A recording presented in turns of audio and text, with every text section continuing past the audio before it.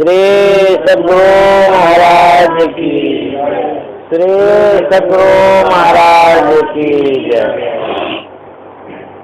नमामि अमित ज्ञान रूपम कृपालम अगम बोध दाता सुबुद्धि निधि विशालम क्षमाशील यति धीर गंभीर ज्ञानम धर्म कील दृढ़ धीर समधीर ध्यानम जगत प्राणकारी अघारी उदारम भगत प्राण रूपम दया गुण अपारम नमो सद्गुरु ज्ञान दाता सुस्वामी नमामि नमामि नमामि नमः। श्री सद्गुरु महाराज की जय। अव्यक्त रूप में परमाराध्य सद्गुरु महाराज, उपस्थित सत्संग प्रेमी महान भावों, माता एवं बहनों,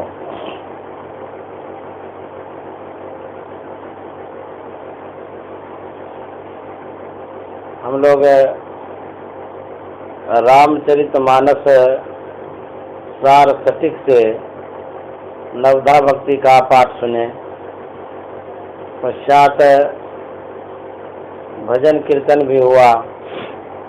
उसके बाद पूज्य महात्मा का प्रवचन भी हुआ।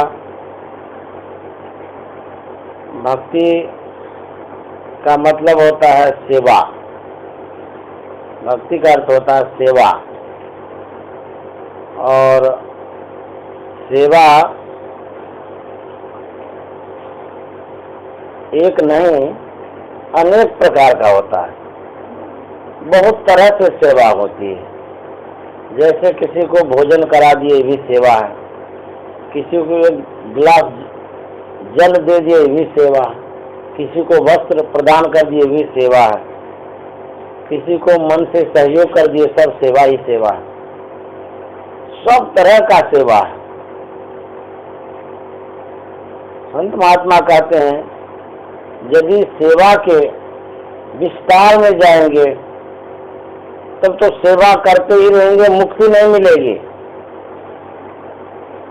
यदि आप मुक्ति चाहते हैं, छुटकारा चाहते हैं, आवागमन से छूटना चाहते हैं, तो सेवा के सार रूप में आना पड़ेगा।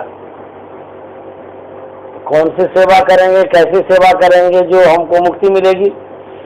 तो दुनिया में जो कुछ भी करते हैं, परोपकार की भावना से जो करते हैं, सब सेवा ही सेवा है।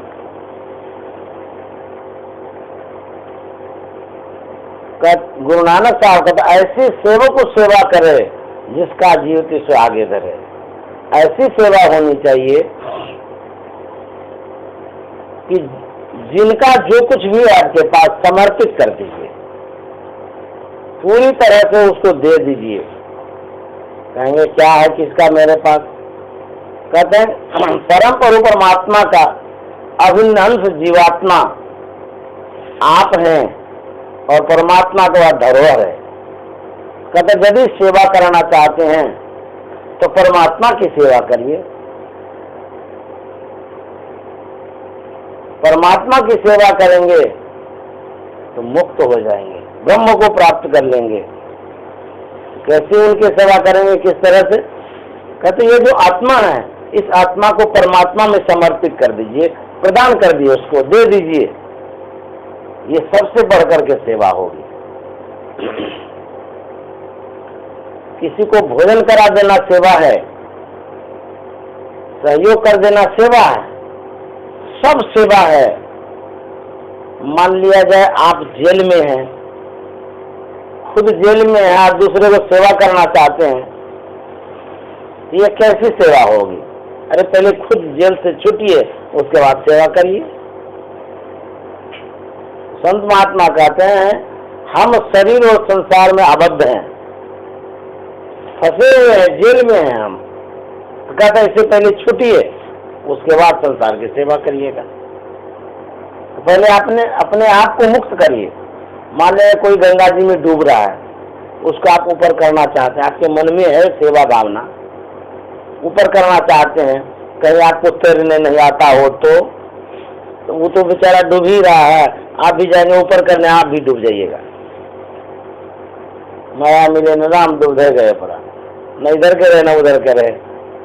इसलिए संत महात्मा कहते हैं ऐसी सेवा करिए जिस सेवा से मुक्ति मिल जाए। भक्ति का भी बहुत प्रकार है।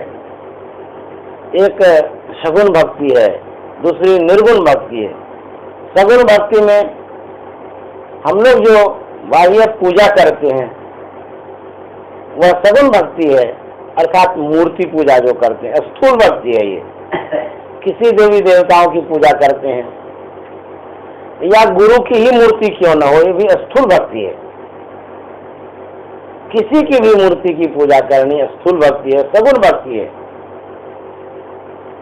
कहते निर्गुण की सेवा करो, सरगुण का कर ध्यान, निर्गुण सरगुण के परे तय हमारा ध्यान।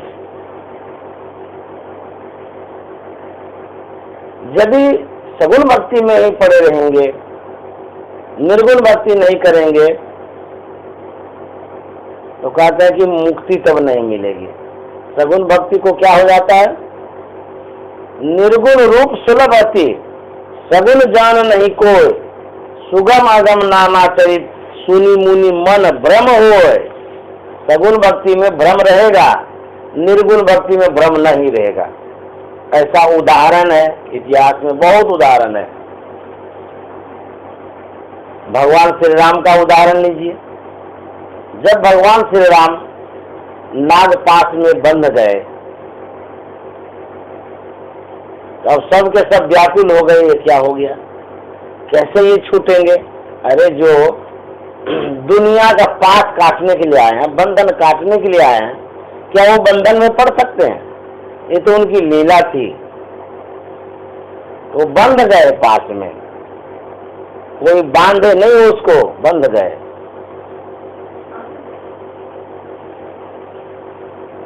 यह देख करके सबके मन में भ्रम हो गया। आ जाए मुन्ना, इधर तबला घसका लीजिए, इधर इधर इधर इधर बढ़ जाओ। तो यह देख करके सबके मन में आश्चर्य होने लगा कि ये क्या हो गया, भगवान बंध गए। हनुमान जी किसी से कुछ नहीं कहे, सीधे चले गए वैकुंठ लोक। भगवान विष्णु से अनुनय विनय करते हैं कि ऐसी ऐसी बात हो गई है, अब क्या होगा। भगवान विष्णु अपना वाहन भेजते हैं गरुड़ जी महाराज को, कहते जाओ भगवान श्री राम के पास उसका नागपाश छुड़ा दो। तो गरुड़ जी महाराज आते हैं। जैसे ही भगवान श्री राम के पास गरुड़ जी पहुंचता है, किसी किसी रामायण में यह चर्चा है, जो अभी आप लोग टीवी में देखे होंगे उसमें थोड़ा अंतर है। गरुड़ जी महाराज जैसे ही आए भगवान श्री राम के पास, नाग ने देख लिया गरुड़ जी है, तो देखते ही वो शरीर को छोड़ दिया, भागने लगा। वो स्पर्श तक नहीं किया, छुड़ाना नहीं पड़ा उसको गरुड़ जी महाराज को। जैसे ही वहां पहुंचता है, सांप देखता गरुड़ जी आ गए, देख करके शरीर छोड़ दिया, भाग गया वो। लेकिन टीवी में दिखलाया गया है कि पक्षी है वो, भगवान विष्णु का वाहन है। इसमें दिखलाया गया है कि चोंच मारा है सांप में, तब भागा है। लेकिन कथा ऐसी भी है कि वो जैसे ही वहां पर आए हैं, आते ही सांप भाग गया। तो जैसे ही सांप भाग गया, गरुड़ जी महाराज को भ्रम हो गया, मन में शंका हो गई। अरे सुनते हैं कि कहते हैं ये तो भगवान है, सर्वशक्तिमान है, और ये नागपाश में बंध गए और अपने आप को नागपाश से छुड़ा नहीं सके। हम जैसे ही आए नाग तो भाग गया, हमको तो कुछ भी नहीं करना पड़ा, हमारे आते ही नाग भाग गया। तो कहते ये भगवान है, कैसे भगवान है। देखिए सगुण भक्ति में भ्रम हो जाता है, ये हम बतलाना चाह रहे हैं। भगवान है वहां प्रत्यक्ष, दर्शन तो हो रहा है, सगुण भक्ति तो हो रही है, भगवान का दर्शन हो रहा है। दर्शन होते हुए भी देखिए कैसे भ्रम होता है सगुन में। कुछ तो बोले नहीं, चुपचाप रह गए। नागपाश से भगवान श्री राम छूट गए, अब ये बोलेगा अब हम चलते हैं क्योंकि अब तो काम हो ही गया। तो गरुड़ जी महाराज जाने लगे, रास्ते में जा भी रहे, विचार भी रहे, जाते जाते जाते चले गए, भगवान विष्णु के पास पहुंच गए। उनसे निवेदन करते हैं कि भगवान कहते हैं भगवान है वो श्री राम, अवतार पुरुष हैं। तो कैसे अवतार पुरुष हैं जो कि नाग पास से छूट नहीं पाए, और हम जैसे ही गए वो नाग भाग गया हमको हमारे डर से। हम तो साधारण जीव हैं, वो तो भगवान थे, तो वो नहीं छूट पाए, हमारे जाति भाग गया। हमको थोड़ा समाधान कर दी शंका का। विष्णु भगवान कहते हैं खग जाने खगी की भाषा, तुम जाओ काकभूषुंडी जी महाराज के पास, हमारी भाषा तुम नहीं समझ सकेगा। तो वो चले गए काकभूषुंडी जी महाराज के पास। तो काकभूषुंडी जी महाराज कहीं जा रहे थे, रास्ते में भेंट हो गई। तो गरुड़ जी महाराज कहते हैं कि हमारी कुछ शंका है, समाधान कर दीजिए। तो काकभूषुंडी जी महाराज कहते हैं मिले गरुड़ मार्ग में भाई, कवन भांति समझाओ तो ही, जब कछु काल करिए सत्संगा, तब कहीं हो ये मोह भ्रम भंगा। कहते हैं कह रहे ये तो रास्ते रास्ते भेंट हुई है, मोह कैसे दूर होगा? जब तक कुछ देर तक सत्संग नहीं करेंगे बैठ करके, तब तक मोह दूर कैसे होगा? तब जाकर के दोनों बैठ करके सत्संग किए, बहुत बातें हुई है, बहुत देर सत्संग की, तब जाकर के उनका मोह दूर हुआ। दूसरा उदाहरण लीजिए, भगवान श्री राम माँ सीता को खोज रहे हैं, ऐसे खोज रहे हैं जैसे सर्वसाधारण आदमी खोजते हैं, हाय सीते कह रहे हैं। वो भी आदमी से पूछे तो ठीक जचता भी है, कहते हैं कि लता से पूछ रहे हैं, पहाड़ों से पूछ रहे हैं, जंगलों से पूछ रहे हैं, ये भी हंसी की बात होती है। भगवान है, इतने व्याकुल क्यों हो गए? सब कुछ उनके पास है, सर्व सामर्थ्यवान है, लेकिन फिर भी वो देखिए आदमी से नहीं पूछ करके जंगल लता सबसे पूछते रहते हैं, खोज रहे सीता को। अब इसी बीच में देखिए किसको भ्रम हो जाता है?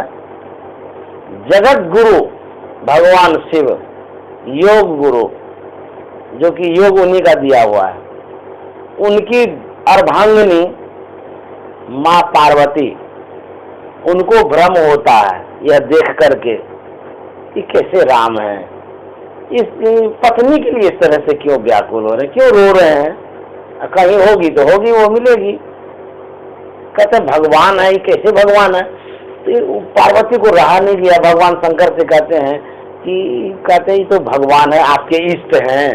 आप तो कहते हैं हमारे इष्ट हैं भगवान श्री राम, तो आपके कैसे इष्ट हैं? ये अपनी पत्नी के लिए ऐसे ऐसे कर रहे हैं, व्याकुल हो रहे हैं। तो मेरे मन में होता है एक बार देखे कैसे भगवान है, परीक्षा लें। तो भगवान शिव कहते नहीं, इष्ट की परीक्षा नहीं लेनी चाहिए, उनकी तो लीला है, ऐसे करते रहते। अरे हमारे जैसे थोड़ा सा साधारण आदमी हैं, उनकी लीला को कौन पहचान सकता है? संतन की गति गोई, दादू जाने न कोई। महापुरुषों की गति को कोई नहीं जान पाता है कि कौन क्या करते हैं। तो भगवान शंकर कहते नहीं, परीक्षा लेना ठीक नहीं है। तो जिद्दी निकली है, बात भी नहीं रखी, बोलते नहीं, एक बार हम जाना चाहते हैं, परीक्षा नहीं लेंगे, एक बार देखेंगे कैसे क्या होता है, कैसे कैसे रोते हैं वो पत्नी के लिए। बोले कि तुम नहीं मानती हो तो जाओ। ये गई, जिधर से भगवान श्री राम आ रहे थे उसी रास्ते में सीता का रूप धारण करके बैठ गई, परीक्षा लेने के ख्याल से। अब देखिए भगवान की धर्म पत्नी है, अब भगवान श्री राम प्रत्यक्ष घूम रहे हैं, फिर रहे हैं, दर्शन दे रहे हैं, ये सगुन भक्ति है कि नहीं है? भगवान श्री राम उस होकर के आ रहे थे, जैसे ही आमने सामने होते हैं भगवान श्री राम तो पहचान गए कि ये माँ पार्वती है। तो कहते माँ पार्वती तू अकेली है, भगवान शिव कहाँ है? अब तो बेचारी लजा गई कि पहचान गए हमको, अरे हम तो सीता का रूप धारण किए थे फिर भी पहचान गए। तो लाज के मारे आंख बंद कर लिए। कभी कभी ऐसा होता है, ऐसी परिस्थिति आती है कि आंख स्वतः बंद हो जाता है, विशेष वो अवसर होता है आंख बंद होने का, या कहीं देखिए कोई मार रहा है तो आंख बंद हो जाएगा एकाएक। कोई लाज की बात होती है, आंख बंद हो जाता है। आंख सत्यता का प्रतीक है, उस झूठ को आंख देखना नहीं चाहती, इसलिए स्वाभाविक बंद हो जाती है।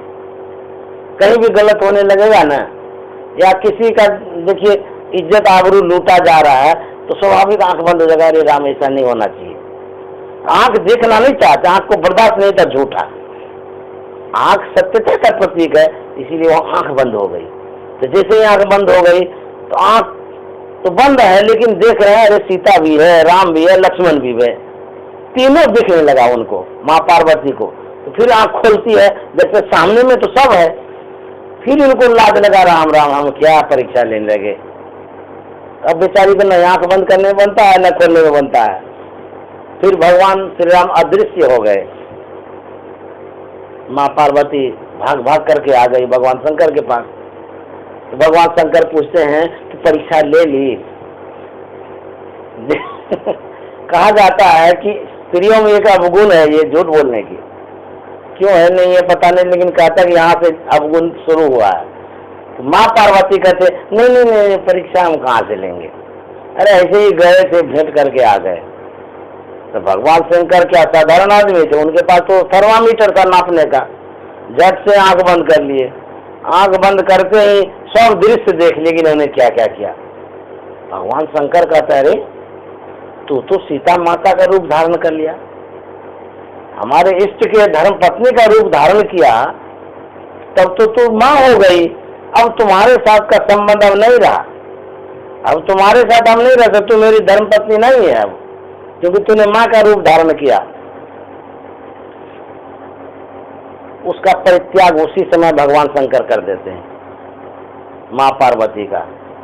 देखिए सगुन में क्या होता है, सगुन में भ्रम भी हो रहा है, और जहाँ भ्रम होगा वहाँ दुख भी होगा। राधा स्वामी साहब कहते हैं इस नगरी में तिमिर समाना भूल भ्रम हर बार, खोज करो अंतर उजियारी छोड़ चलो नौ द्वार। भूल भी होगा भ्रम भी होगा, तो जहाँ भूल भ्रम होगा वहाँ दुख भी होता है। माँ पार्वती दर्शन तो की भगवान श्री राम का, क्या मोह दूर हुआ, भ्रम दूर हुआ? नहीं हुआ। मुक्ति मिली? क्या मुक्ति मिलेगी, भगवान शंकर ही उसको छोड़ दिए, ऐसी गड़बड़ बात हो गई।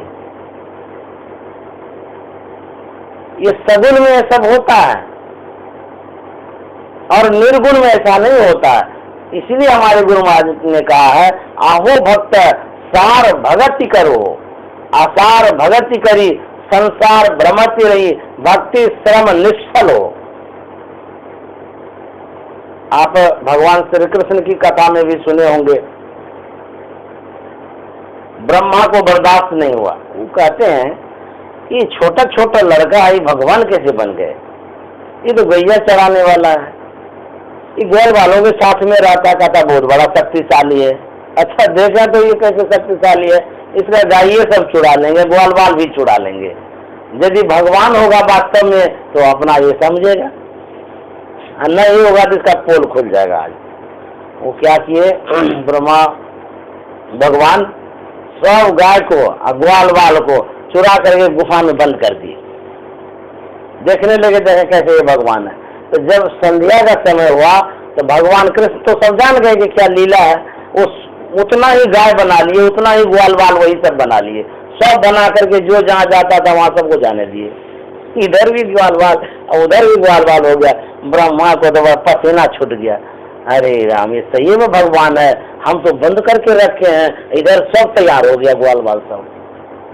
तो भगवान कृष्ण का दर्शन करने वाले का भ्रम दूर नहीं हुआ है तो हम आप दर्शन भी नहीं कर पा रहे हैं, अब सगुण भक्ति में ही लटके रहेंगे तो क्या भ्रम दूर हो जाएगा।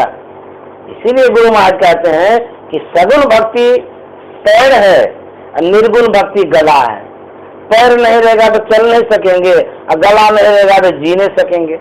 तो सगुण भक्ति से प्रारंभ करके निर्गुण भक्ति को करनी है। सगुण में ही लटके नहीं रहेंगे, निर्गुण में भी जाएंगे।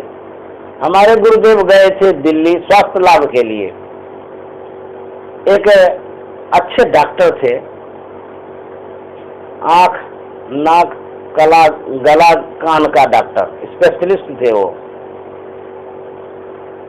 तो गुरुदेव को संन्यास वस्त्र में देख करके डॉक्टर साहब पूछते हैं कि आप किनकी उपासना करते हैं, तो किनको मानते हैं?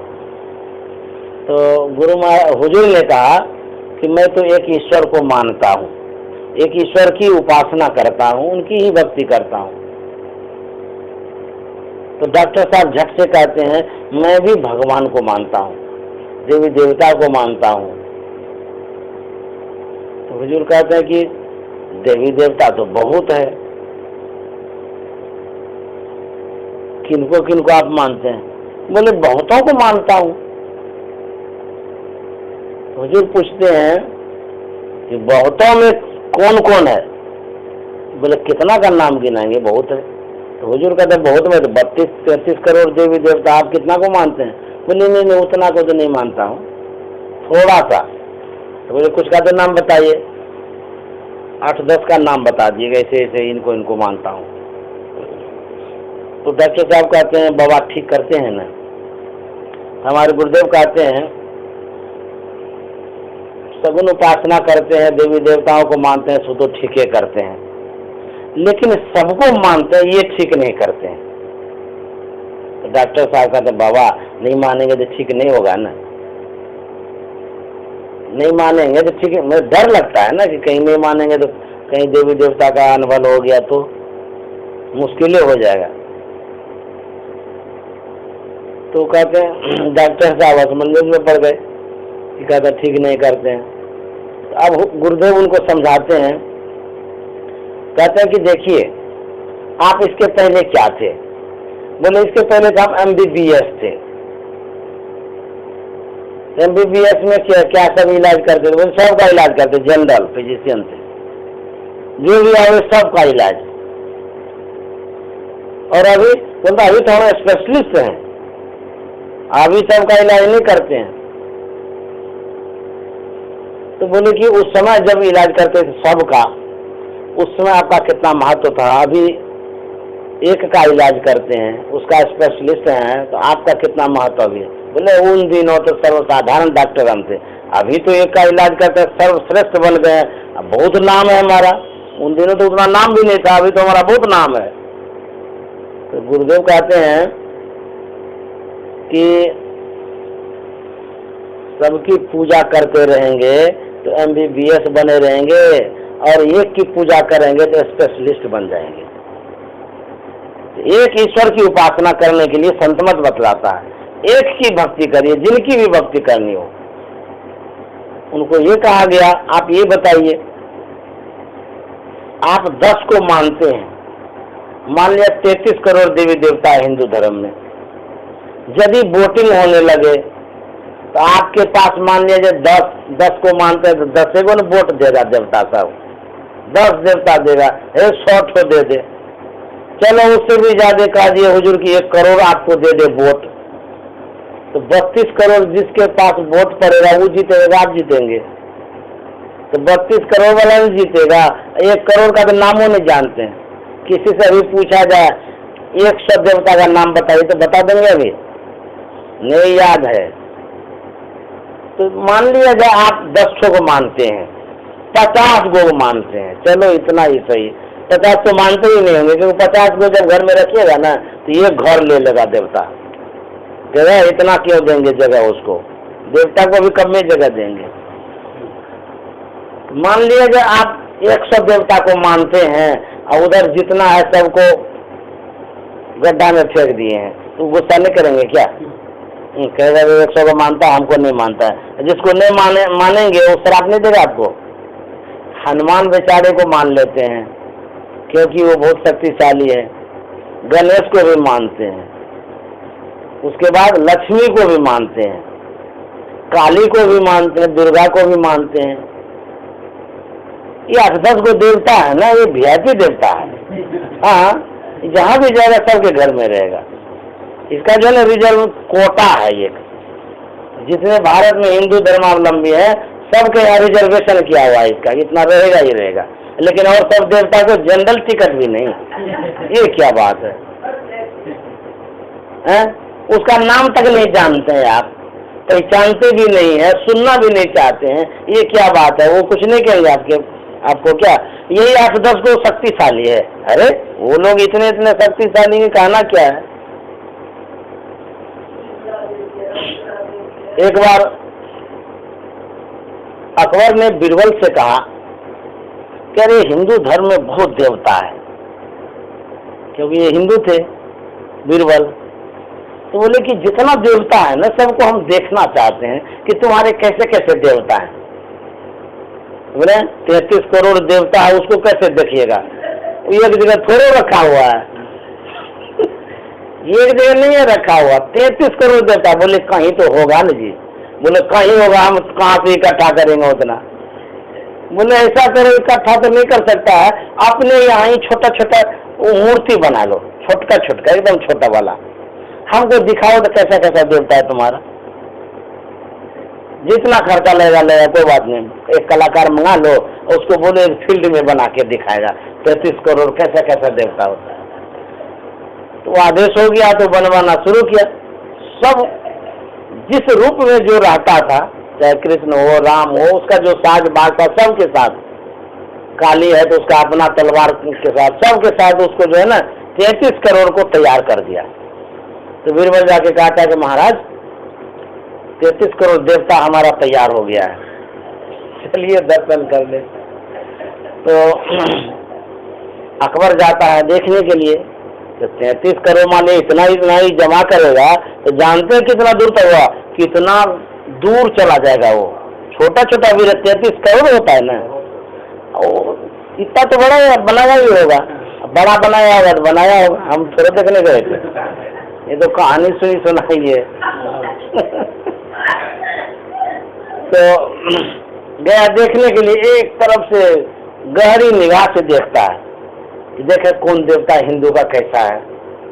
सबको देखते देखते देखते देखते सबको आ गए एक जगह, भगवान कृष्ण के पास टिक गए, वहां खड़े हो गए। अकबर कहता है कि बीरबल तुम्हारा जितना देवता है सब डरपोक है। बीरबल सुनता है तो आश्चर्य लगता है, कैसे बोलता है?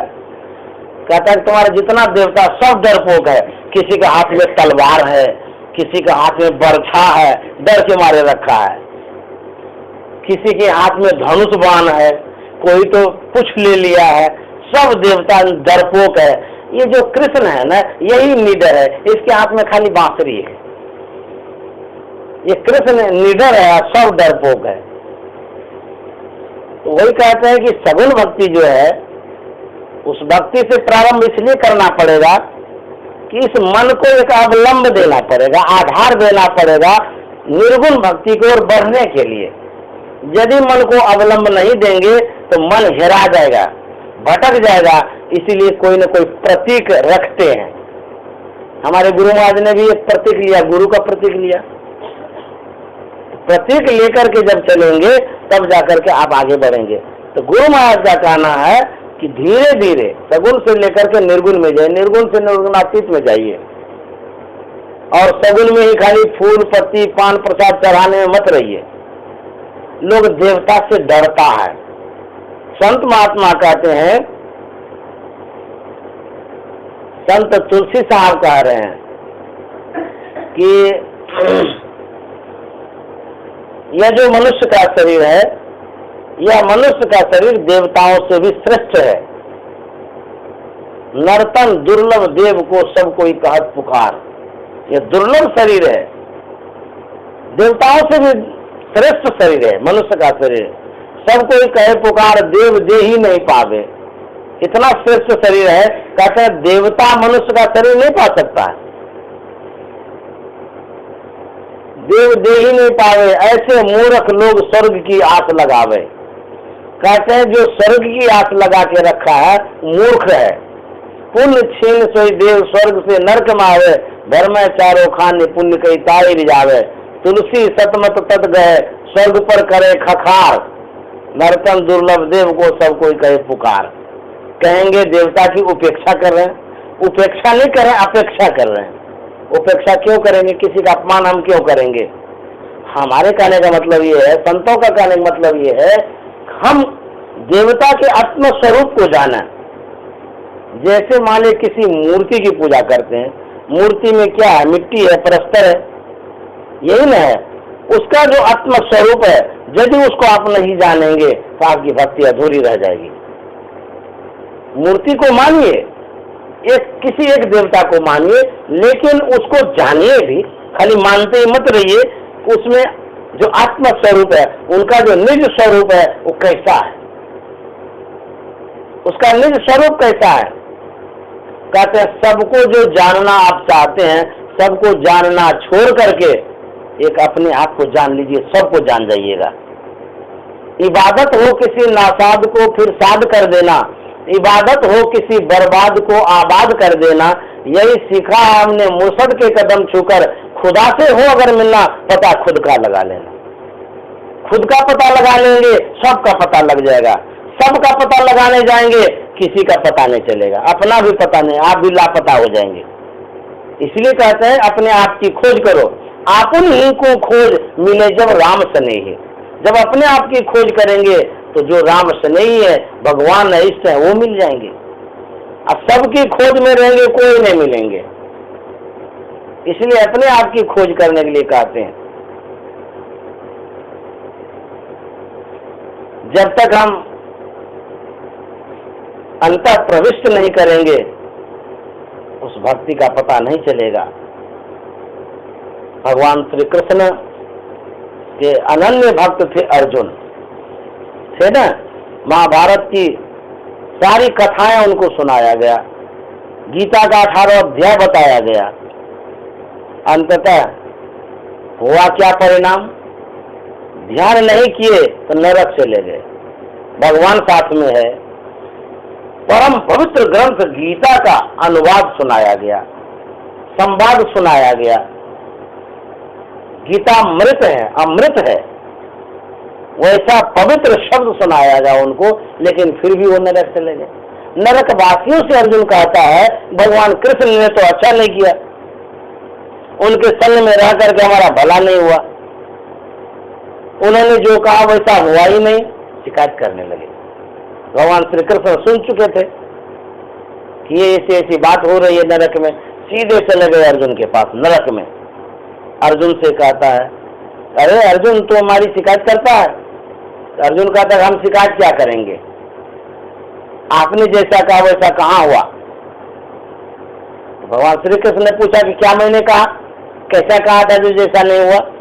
अर्जुन ने कहा आप कहे थे सर्व धर्मान परित्यज्य माम एकं शरणं व्रज, सभी धर्मों को छोड़ करके मेरे शरण में आ जाओ, तुम्हारा कल्याण हो जाएगा। एक दिन की कौन कहे कितना वर्ष तक आपके शरण में रहे, गीता का पाठ सुनाए आप, लेकिन हमारा देखिए क्या कल्याण हुआ, हम नरक में पड़े हुए हैं अभी। तो बोले अर्जुन तू तो मेरे शरण में आया नहीं, हम तो कहते शरण में आ जाओ। बोले भगवान आप क्यों ऐसे तरह से बोलते हैं, आप तो झूठ बोल रहे हैं हमारे साथ। बोले हाँ झूठ कहाँ बोल रहे हैं, हम तो सही बोल रहे हैं। तो बोले कि अच्छा ठीक है, हम आपके शरण में नहीं थे, लेकिन आप हमारे सामने अभी खड़े हैं कि नहीं है, सो भी कह दीजिए नहीं है। तो भगवान कृष्ण कहते हाँ खड़े तो है। तो बोले अब तो शरण में है, हम आपके पास हैं, आप हमारे पास हैं, ये तो झूठ नहीं है। बोले ना ये तो एकदम सत्य है। तो बोले अब जब आपके हम पास हैं, आप हमारे पास हैं, अभी भी हम नरके में खड़े हैं, सो देखिए झूठ है कि नहीं आपकी बात। बोले कि अर्जुन तुम जो कह रहा है सामने में खड़े हैं, बात सत्य है, लेकिन हम जो कह रहे हैं उस बात पर तुम गहरी दृष्टि डाला है। बोले क्या आप कह रहे हैं? बोले कि मैंने कहा था सभी धर्मों को छोड़कर जो मेरे शरण में आ जाता है। बोले हाँ ठीक है, तो कहे थे आपके शरण में दवा भी है। बोले ना तो मेरे शरण में कहा, मेरे शरीर के शरण में है, मेरे शरण में अभी नहीं है, तुम इंद्रियों के शरण में है, मेरे शरीर के शरण में है। मेरा आत्मा स्वरूप कैसा है पता है तुमको? बोले ना। तो बोले तब मेरे आत्मा स्वरूप में जिस दिन तुम स्थित हो जाओगे उस दिन तुम्हारा परम कल्याण हो जाएगा। गुरु महाराज कहते हैं ये मानुष देह समैया में करो परमेश्वर में प्यार, कर्म धर्म को जला खाकर देंगे तुमको तार। कहता है इस मनुष्य शरीर में परमेश्वर परमात्मा से प्यार करिए, स्नेह करिए, संबंध जोड़िए, तब क्या होगा, कर्म धर्म को जला खाकर देंगे तुमको तार। यहाँ ये भी कह सकते हैं अरे धर्म जल जाएगा तो फिर बचेगा क्या? गुरु महाराज के कर्म जला देंगे ये तो ठीक है, कर्म जल जाएगा जल ले जाएगा। कोई कोई कहता है ना गांव देहात में, अरे यार तुम्हारा कर्म जल गया क्या? कर्म नहीं जलता है। तो गुरु महाराज कहता कर्म को जला देंगे, धर्म को भी जला देंगे। तो कोई कहेगा जब धर्म ही जल जाएगा तो फिर होगा क्या, रहेगा क्या? तो गुरु महाराज का कहने का मतलब है कि इंद्रियों का जो कर्म है, इंद्रियों का जो धर्म है, उसको जला करके राख कर देंगे। जब तक इंद्रियों से नहीं छूटेंगे तब तक परम प्रभु परमात्मा की प्राप्ति नहीं होगी। वेद में हम लोग पाठ करते हैं प्रातः काल, जो इंद्रियों के द्वारा उस परमात्मा को प्राप्त करने की चेष्टा करता है, कहते हैं वह झूठी खेल करता है। अब लीजिए, इंद्रियां एक नहीं है 14 हैं। इन इंद्रियों के द्वारा परमात्मा को प्राप्त नहीं कर सकते हैं। अब कहेंगे बाप रे बाप, तब कैसे प्राप्त करेंगे? हाथ से नहीं करेंगे, आंख से नहीं करेंगे, कान से नहीं करेंगे, नाक से नहीं करेंगे, तो कैसे करेंगे? कहता इन इंद्रियों से ऊपर उठ करके करना होगा। तो इंद्रियों से ऊपर उठेंगे तो है क्या वो चीज? कहते वो तो आत्मा है। ईश्वर अंश जीव अविनाशी चेतन अमल सहज सुख राशि। और ईश्वर का अभिन्न अंश आत्मा है, जीवात्मा है। उन जीवात्मा के द्वारा परमात्मा को प्राप्त कर सकते हैं। सूक्ष्म जीवात्मा है और परमात्मा सूक्ष्माति सूक्ष्म है। तो कहते जैसे बड़े बड़े मशीन को खोलने के लिए बड़ा बड़ा औजार होता है, छोटे छोटे मशीन को खोलने के लिए छोटा छोटा औजार होता है। जैसे बड़ा ट्रक को खोलना हो इतना बड़ा बड़ा रेंच होता है, इतना मोटा मोटा। अब घड़ी को खोलना हो तो इतनी छोटी छोटी औजार होती है, इतनी छोटी छोटी होती है ना, उसे खोलते हैं। आज कहीं घड़ी में ट्रक वाला औजार लगाएंगे तो खुलेगा, ये फूट जाएगा। अच्छा, ट्रक में घड़ी वाला औजार लगाएंगे तो क्या वो भी काम नहीं करेगा। तो उसी तरह से कहते हैं परमात्मा सूक्ष्म है, तो सूक्ष्म को सूक्ष्म यंत्र से पकड़ेंगे। सूक्ष्म यंत्र क्या है? आत्मा है।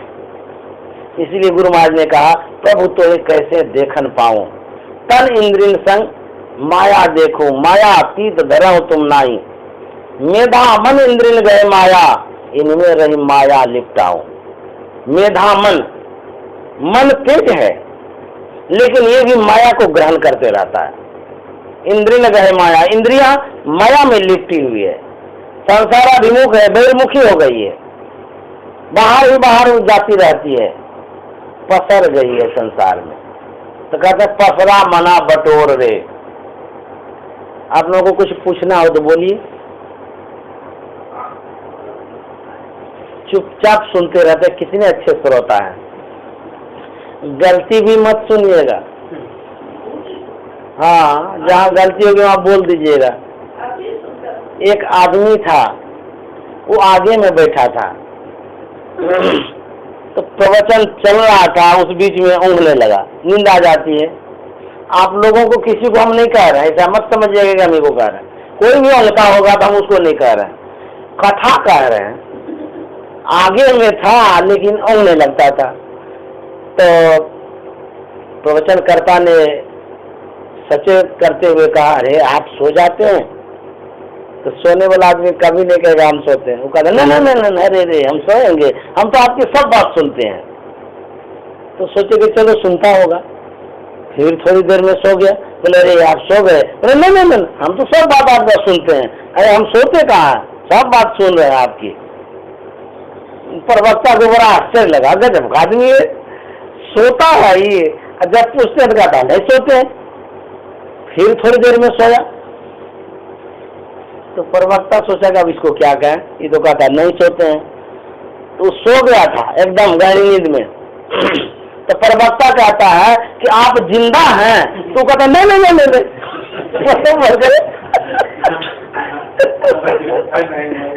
नहीं करेगा तो था ना। तो प्रवक्ता कहता आप जिंदा हैं? बोले नहीं नहीं नहीं नहीं, मतलब मर गए हो।